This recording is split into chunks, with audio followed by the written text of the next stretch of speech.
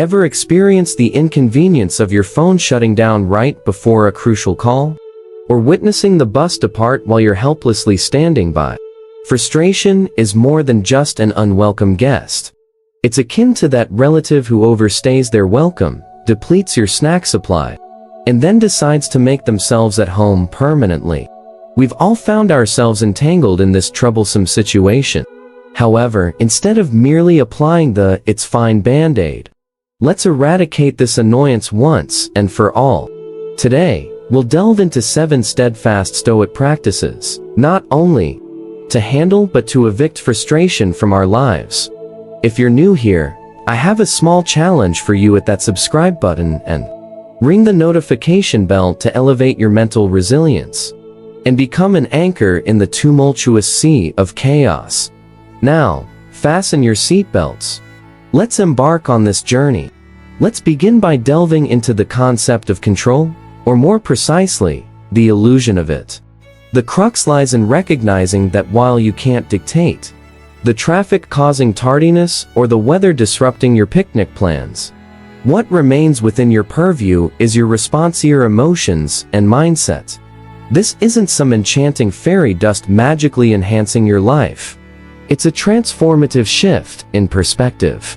Consider the scenario of missing a bus. You could react with frustration, venting your displeasure, or you could seize those extra moments to take a deep breath, perhaps meditate, catch up on a podcast, or simply relish the sky. The bus is gone, and no amount of frustration alters that reality. In today's hustle and bustle, there's a societal push to constantly achieve more, be more, and do more, tying our self-worth to productivity. Yet, life is not an unending checklist. It's a collection of moments, planned and unexpected, weaving the tapestry of our experiences. In the face of annoyance when things don't unfold as planned, pause and question, is this within my control? If not, take a deep breath and release. If yes, take constructive action.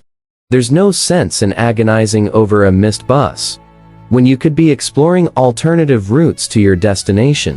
Embracing this initial Stoic principle brings liberation, akin to deleting those unused apps on your phone, creating space you didn't realize was being occupied until it's freed. Imagine a world where everyone adopted this single principio. More road rage, no flared tempers in grocery store lines, and no online warriors losing composure over a tweet. That's a world worth aspiring to.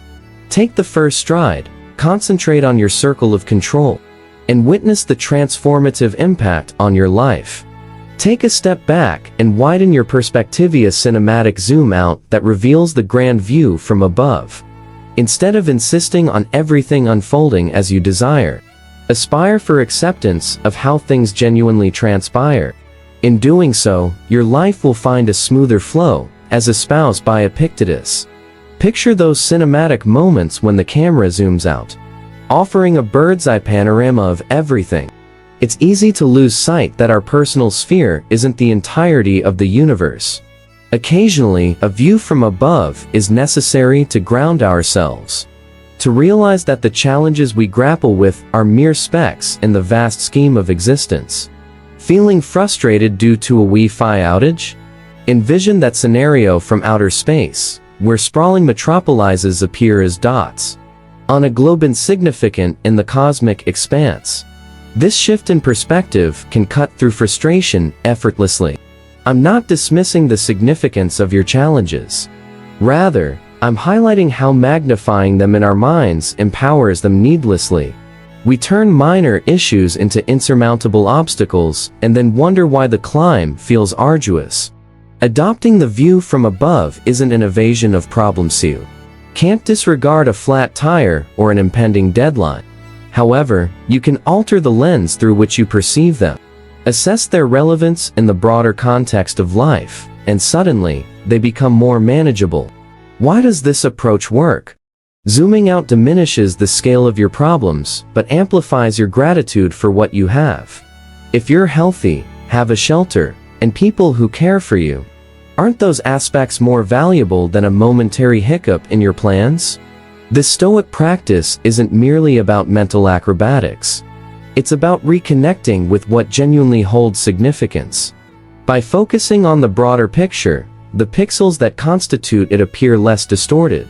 So, the next time life throws a wrench into your plans, take a moment to zoom out. You might discover that the obstacle isn't as formidable as it initially seemed, empowering you to confront it head-on instead of succumbing to paralysis.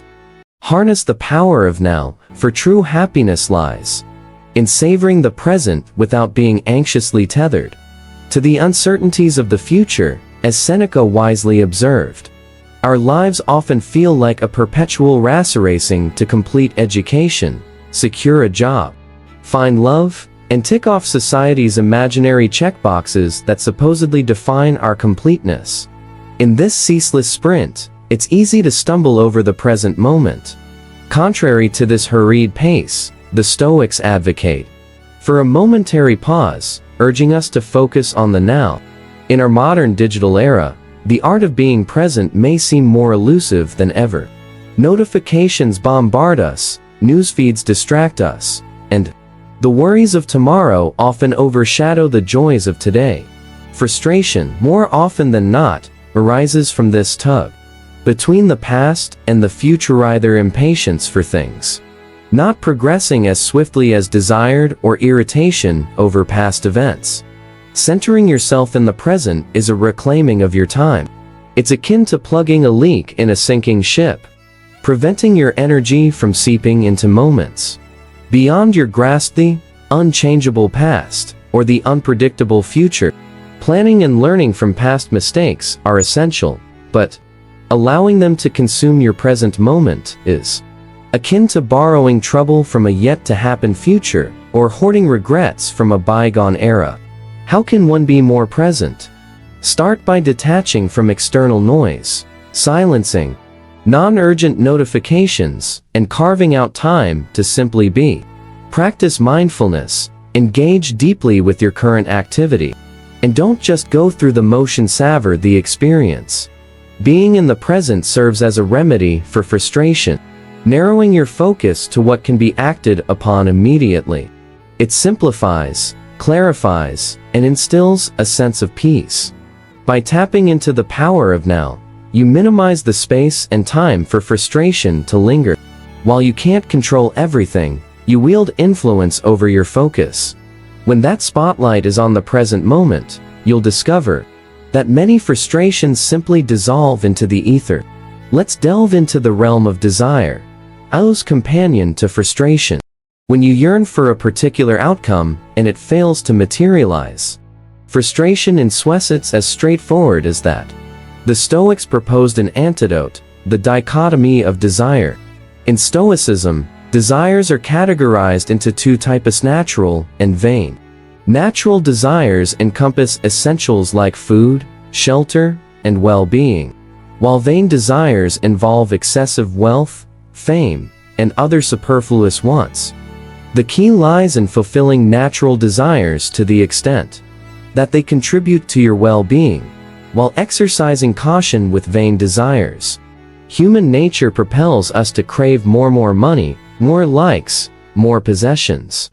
Yet, the pursuit of these things often leaves us feeling depleted rather than fulfilled, akin to running on a treadmill with the destination perpetually out of reach. The Stoic solution isn't to renounce all desire, for that isn't practical or beneficial.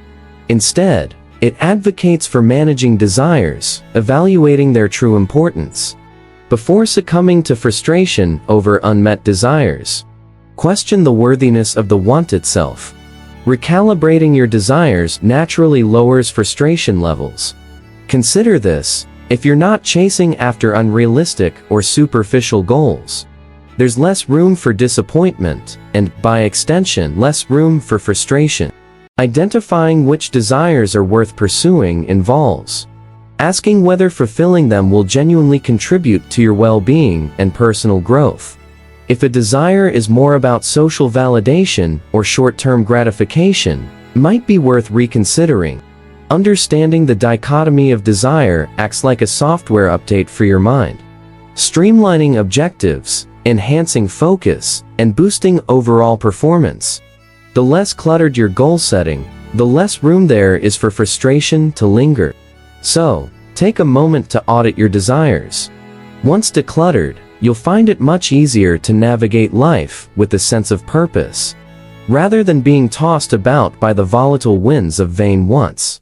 Let's explore the concept of negative visualization, practice advocated by Seneca. Contrary to the misconception of being a pessimistic exercise, negative visualization is about preparing your mind for potential setbacks, allowing you to navigate challenges with grace and resilience.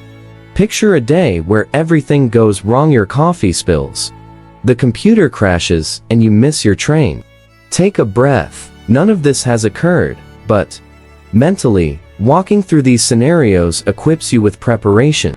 This exercise accomplishes two remarkable things. Firstly, it magnifies your gratitude for moments when things go right. You start appreciating small things: unspillable technology, a punctual train, because you recognize their unpredictability. Your joy multiplies as you understand how easily circumstances could swing the other way. You might wonder if dwelling on potential negatives makes you anxious or pessimistic. The Stoic answer is a resounding no. The goal isn't to fixate on the negative, but to touch upon it enough to dilute its power to upset you. Don't use this as an excuse to expect the worst all the time. Negative visualization is about making peace with uncertainty, fortifying yourself against life's curveballs. Remember, it's not the situation itself, but your perception that causes stress and frustration. Your perception changes when you've already confronted setbacks in your mind. Try this during your morning coffee routine. Visualize potential setbacks, and then let them go. When life throws curveballs, you'll catch them with the grace of a seasoned player, the panic of a first-timer. Now, a challenge for you if you've come this far. Trust me, the most transformative part awaits in the conclusion. Do you have the perseverance to see this through? Stick with me until the final word, and I guarantee you won't regret it. The next Stoic principle is amor fati, which translates to love your fate. It goes beyond accepting what happens. It's about embracing and loving it, recognizing that every experience is a lesson in disguise. If you've resonated with the previous principles, amor fati might deeply resonate with you. Instead of wallowing in the aftermath of a job loss, see it as an opportunity for a career shift or skill acquisition. When a relationship ends, consider it a chance for something better. This doesn't mean suppressing natural emotions like sadness or disappointment. The Stoic approach involves acknowledging these emotions, but then flipping the script. Ask yourself how this experience can enrich your life. Amor fati is liberating because it frees you from the grudge-holding and blame-placing mindset that can be draining. When your default setting is, try me, instead of, why me, you shift from just bearing challenges to embracing them. Love your fate, and your fate will start loving you back. It's not about ignoring life's challenges, but finding a way to dance in the rain, rather than waiting for the storm to pass.